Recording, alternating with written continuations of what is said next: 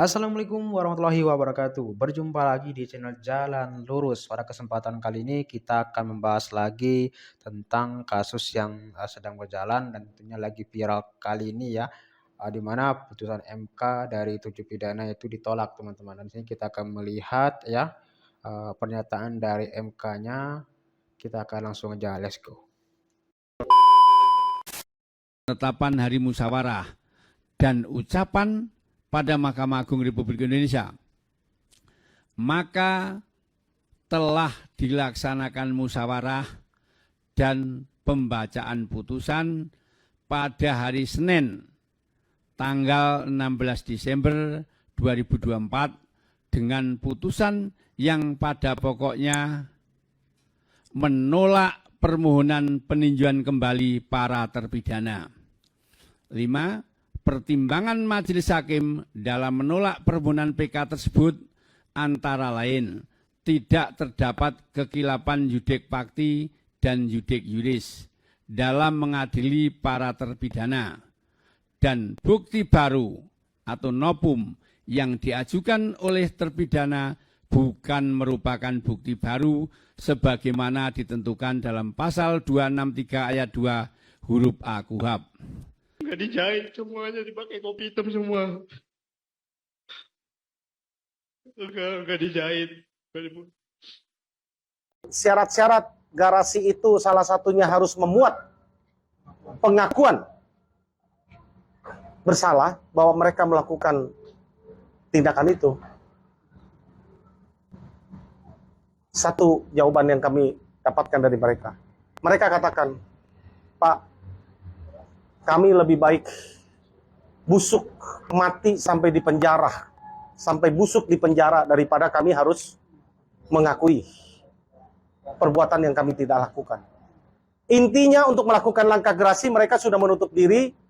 Sampai 2 kali tadi saya bertanya kepada terpidana, apakah yakin tidak mau melakukan langkah gerasi yang salah satu syaratnya adalah untuk apa?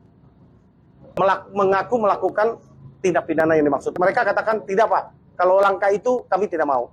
Jadi tersisa kepada alternatif hukum lain yang akan kami coba lihat setelah kami membaca pertimbangan-pertimbangan lewat putusan yang kami akan segera urus ke Mahkamah Agung. Tadi kita telah mendengarkan putusan dari MK bahwa bukti-bukti atau novum itu bukan bukti baru teman-teman. Dan di tadi Pak Jutek Wongso menjelaskan ini teringat saya dengan kasus kopi cyanida ya, di mana harus mengajukan gerasi terlebih dahulu untuk meringankan teman-teman. Tapi di sini menurut saya masih ada nih teman-teman ya langkah hukum yang akan ditempuh oleh tim dari Jutek Wongso ya. Di mana ada kebenaran mesti ada jalan. Kita tunggu aja untuk kabar dari kasus ini, dan apa tanggapan Anda silahkan cantumkan di dalam komentar. Mendengar berita cukup mengejutkan hari ini. Di hari keramat ini terus terang saya teringat apa yang saya sampaikan di hadapan majelis hakim di sidang pemeriksaan PK di Pengadilan Negeri Cirebon sekian bulan silam. Pada saat itu saya sampaikan permintaan maaf saya kepada Ibtu Rudiana.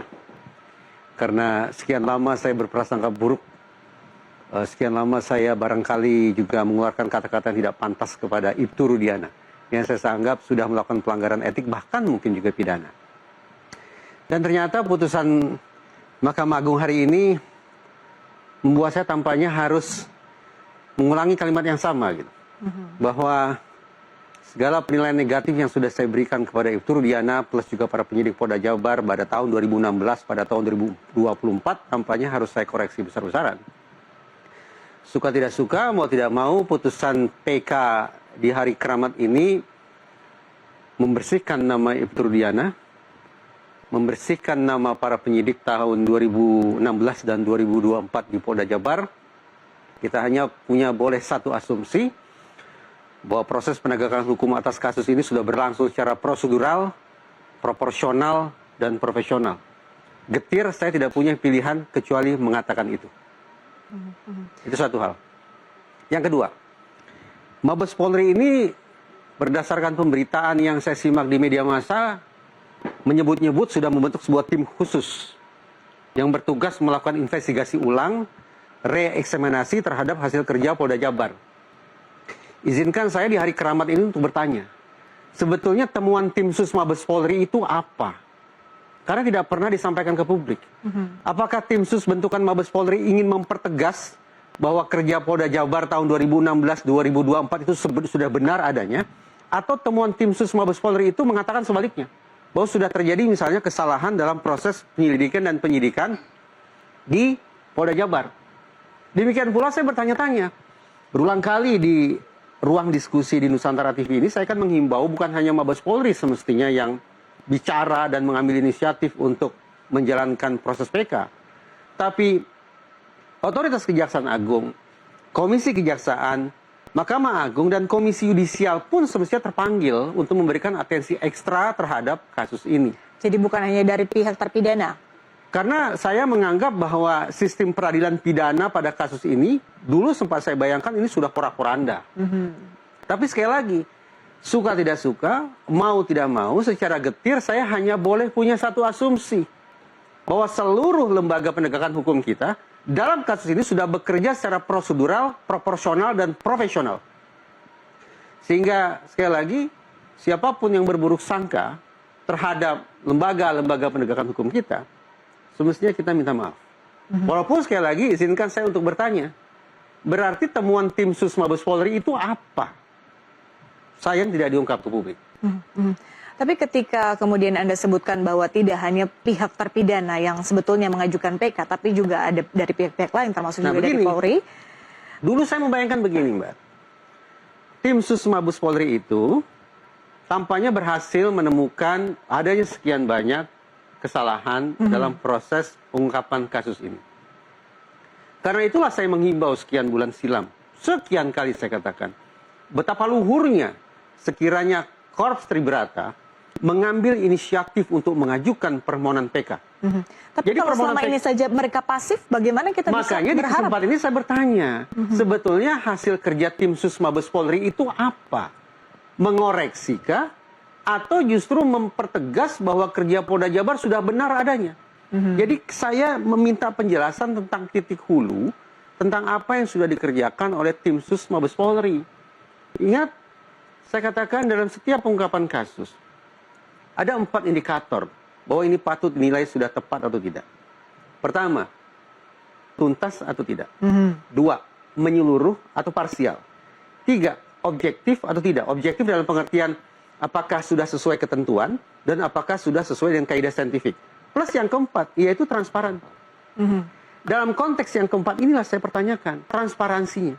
Yaitu Mabes Polri, saya tanya ulang, hasil kerja tim sus Mabes Polri itu apa?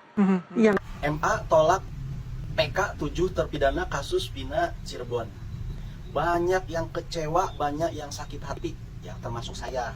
Sama ya, dari sekian fakta yang kita saksikan di lapangan, ya kan, sudah terungkap di persidangan juga.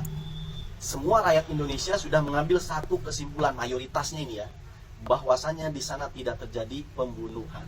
Begitu loh. Oleh ketujuh terpidana ini sudah benar-benar jelas di mata kasat gitu loh. Sudah benar-benar jelas. Jadi putusan MA ini benar-benar sangat diragukan dan ada pertanyaan besar. Lantas selanjutnya, kalau ini ditolak, itu saksi-saksi yang buahnya itu mau dipenjarain semua, itu maksudnya. Tapi tenang, masih ada harapan. Salah satunya dengan pasal berikut ini. Bagaimana komparasi dengan ini semua? Tentunya kita semua kecewa dengan keputusan MK, di mana kita mengikuti kasus ini dari awal dan sampai sekarang ya, dan mengumpulkan beberapa bukti dan juga saksi bahwa tidak ada pembunuhan, dan akhirnya hasilnya seperti ini. Dan itu semua dibantah oleh MK, itu bukan bukti baru teman-teman, dan masih ada harapan lagi. Nanti kita akan lihat ya untuk video-video yang selanjutnya.